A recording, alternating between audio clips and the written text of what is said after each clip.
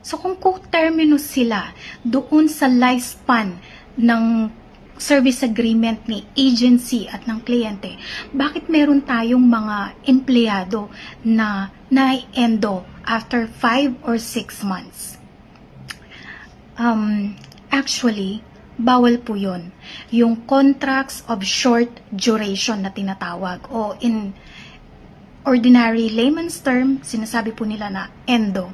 Contracts of short duration ay ipinagbabawal sa mga agency na may lisensya under DO 174. Ito yung contracting or subcontractor's license, okay, sa DOLE. Ngayon, paano nagkakaroon ng mga contracts of short duration? Bakit walang humuhuli or walang penalty yung agency? Kasi po walang nagsusumbong. Okay? Yun lang po yung problema doon. Walang nagsusumbong. Pero actually, bawal po ang contracts of short duration. So, halimbawa 3 years yung service agreement ng agency at ng kliyente, dapat yung empleyado na i-deploy niya doon ay 3 taon din yung kontrata.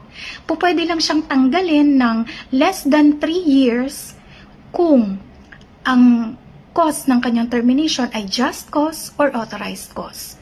Yun lang po. Otherwise, dapat mag-expire yung kanyang kontrata kapag expired na din yung service agreement ng agency at ng kliyente. Bawal po ang contracts of short duration.